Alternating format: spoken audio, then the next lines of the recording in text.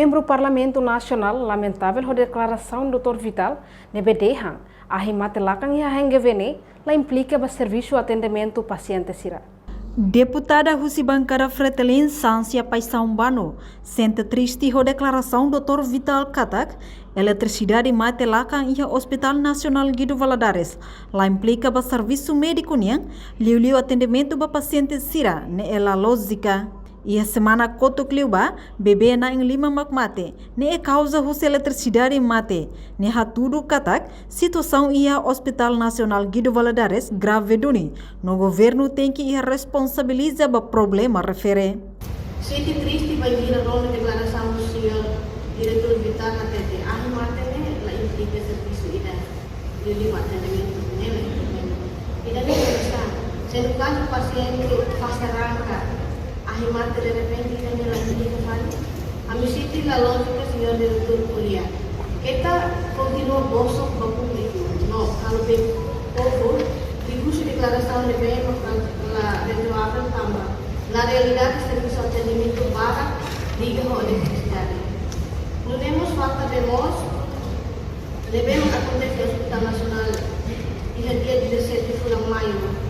E para paciente na família baru lebih satisfaksi falta de tabane bagi tidak satisfaksi bela ini significa que paciente no médico sira la presa para dar procedimento higiênico médico no la vera de tudo risco para infecção liu compromete a segurança paciente nia no foi informação ba ania tang inom hira tiba e hamos bebê na hak para vida em Hospital Nacional e daí hatu kata situação no hospital grave.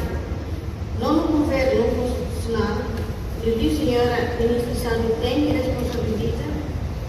Não há que espaço público, não é efetivo, eu digo, resolve o crime urgente, não imediatamente. E conseguiu. Tuir deputada ne, eletricidade no bemos ne é necessidade básico, ne bela falha, liu ia Hospital Nacional Guido Valadares, tamba selai maka equipamento importante sira, hanesan zerador, máquina faserang, inclui equipamento nebe usa ba operação niang, la bela funciona hodiak. Portanto, ia terça-feira semana kotuk, mais ou menos ia tuku hitu kalang, eletricidade ia Hospital Nacional Guido Valadares matelakan.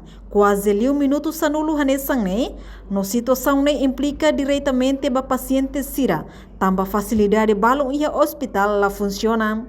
Reportagem Melda Fátima, Televisão Timor Post. Janela informação ba emogoto, atua tem informação atual dia kliu, kita haluha, haneham botão subscribe, like, halo comentário, no fahe tutang ba media sosial hotu.